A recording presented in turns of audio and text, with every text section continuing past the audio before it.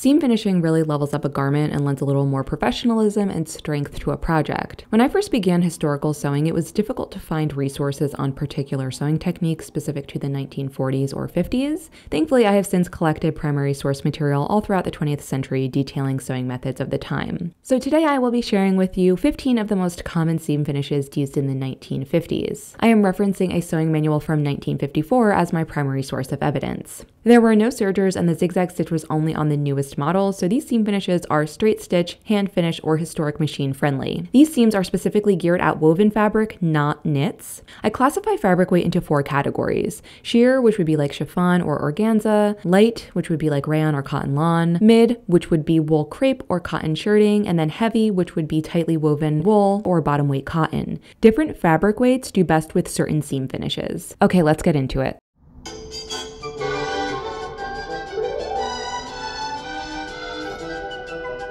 So a pinked seam is the most basic of seam finishes. This seam was very common among home sewists in the mid-20th century and is still really popular today. It doesn't require a machine or much work at all. So after you've sewn your 2 pieces of fabric together and before you press open your seam, you'll take your pinking shears and simply cut along the raw edge. I am not great at cutting a perfectly straight line, so my pink seams never look good or uniform. Definitely take your time, there is no rush. After you have pinked the raw edges, you'll press your seam open so that it lays nice and flat. Because pinking shears cut the fabric on the bias, it prevents some fraying. The lighter or more loosely woven your fabric, the more fraying that there will be, so pinked edges work best on mid to heavyweight woven fabric. Now moving on to a seam that is stronger and neater than a pinked seam. A French seam. This can be a tad bit tricky for a beginner because you have to calculate your seam allowance correctly. I usually use a 1/2 inch seam allowance on my garments, but when I know I will be using a French seam, I like to increase that to about 5/8 of an inch. After you've accounted for your seam allowance, you will sew the wrong sides of the fabric together. This can be confusing because it feels unnatural. I know I've messed up more times than I'd like to admit. So after you've sewn the wrong sides of the fabric together, you'll trim the seam to about 1/4 of an inch. If you're working with a lighter fabric like chiffon or silk charmeuse, I would pink this edge just to add a little more protection from fraying. Next, you'll press the sewn seam to one side and then fold it so that the right sides are together. I also like to press it here so that I have a nice, clean, and crisp edge. Next, you will take it to your machine and then sew it closed. This will encase the raw edge and leave you with a beautiful and strong seam. Sewists in the 1950s used this seam for lighter weight fabrics like lightweight rayons, cottons, and silks. I do not recommend this seam for heavier fabrics because it will add a ton of bulk.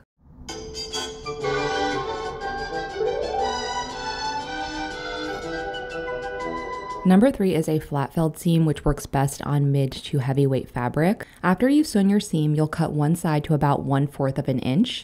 Then you'll take the longer uncut seam and fold it to encapsulate the shorter seam. Before I sew, I like to press all of my seam finishes into place. So I pin my seams into my ironing board or tailor's ham, press, and then pin into place and sew. If you don't want stitches visible from the front, you can hand stitch the seam down with whip stitches, making sure only to catch a few threads on the wrong side of the fabric so it cannot be seen from the right side. Mid-century dressmakers were keen on using a flat-felled seam because the seam is aesthetically pleasing and definitely gives a garment a professional finish.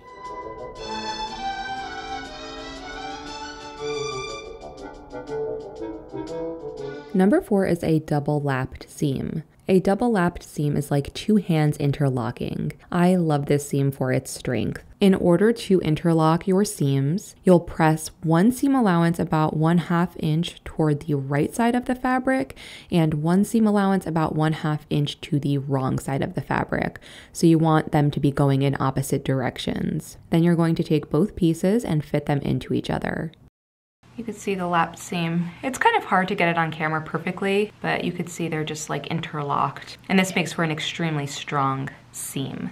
Pin and then take it to your machine and sew 2 lines of stitches. Double-lapped seams are frequently used in denim products and with other mid to heavyweight fabric.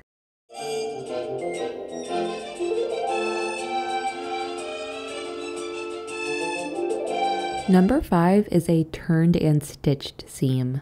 This seam is simple, easy, and frequently used for light to mid-weight fabric. You can either hem the raw edges before you join your 2 pieces of fabric together or after you've joined your 2 pieces. Here I am demonstrating the latter because I feel it looks neater overall. So you'll turn each side of the seam allowance under, press, and then pin into place. Then you'll go to your machine and sew each turned edge. And voila, your seams are turned and stitched.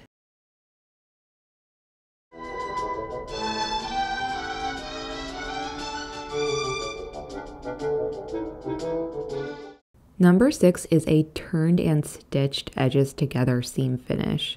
Instead of your seams being turned and stitched separately and laying flat, sew your 2 pieces of fabric together and press the seam allowance opened. Turn the raw edges inward or toward the seam allowance. Press into place and stitch together.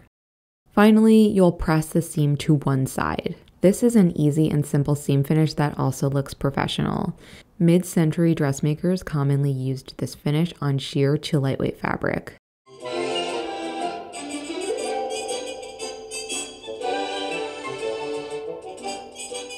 Number 7 is a double-stitched seam finish and is another seam finish that was commonly used in the 1950s for sheer to lightweight fabric. So stitch your plain seam, leave it unpressed, and then stitch a second row of stitches about 1/4 inch away from the original stitch line. You are only stitching on the seam allowance, not the actual fabric.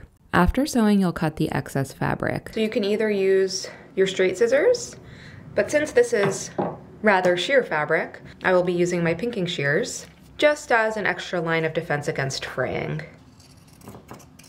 And you're going to cut as close to your stitches as you can, or relatively close. After cutting, you'll press the seam to one side so it lays nice and flat.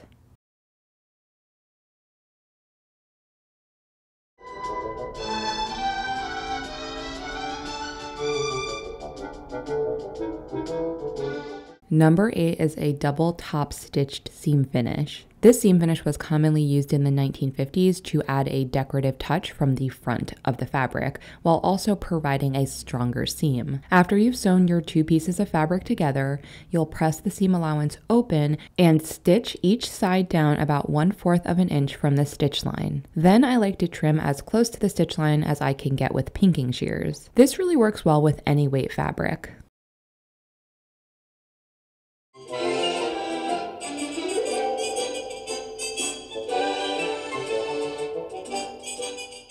Number 9 is a rolled seam finished by hand, which is best for sheer fabric like cotton voile or chiffon.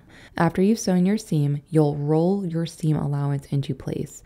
I like to roll it about 3 to 4 times in order to get it really compact. It can be really tricky to get your roll as tight and as uniform as you want, especially with fabric that wants to slip all over the place. I would say that this is the most difficult seam finish on the list because it requires a certain level of dexterity. If you have long nails, if you have larger fingers, it can be really difficult to get your roll into place.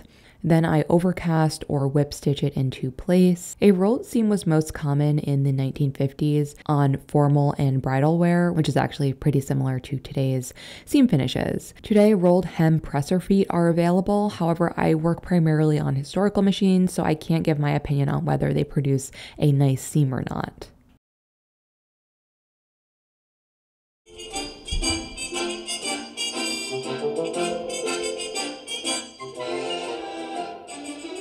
Number 10 is an overcast seam, which is a hand-finished seam which requires a needle and thread similar to the previous one. An overcast seam was commonly used in the mid-20th century for tightly woven fabric. After you've stitched your fabric together, you'll press open your seam and overcast or whip stitch each side of the seam allowance. You are not stitching each side down to the fabric. You're only stitching on the seam allowance.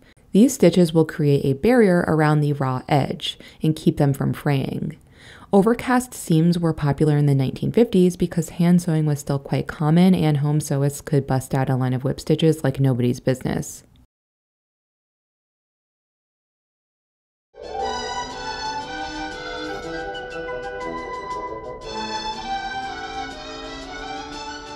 Number 11 is an overcast seam edges together seam finish. Similar to number 10, you'll stitch your 2 pieces of fabric together, but press the seam allowance to one side and then encase the raw edges in overcast or whip stitches. This is quicker than number 10, given you only have to do half of these stitches, but this seam is also a tad bit bulkier, so it is best for densely woven, mid to semi-heavy weight fabric.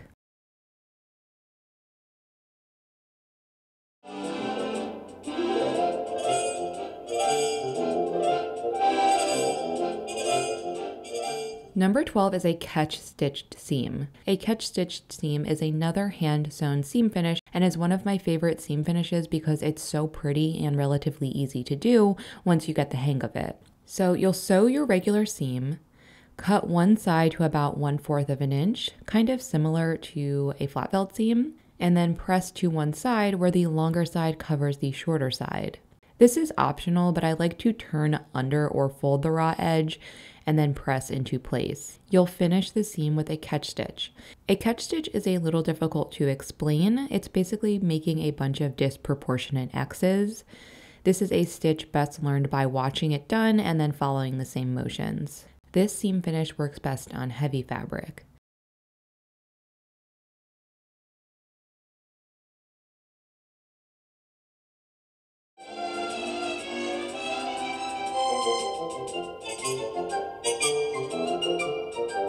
Number 13 is a double bound seam finish. A double bound seam is recommended for fabric that ravels easily, as well as unlined jackets or coats. So you're going to stitch your plain seam, press open, encase each edge with bias tape, pin it, and then sew.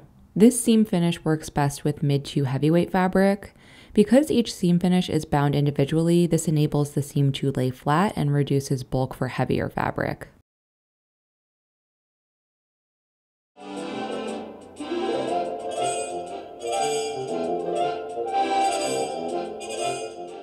Number 14 is a single bound seam finish. Instead of opening the seam and encasing each side individually, you'll leave the seam unpressed and encase both raw edges into a single piece of bias tape and then sew it down.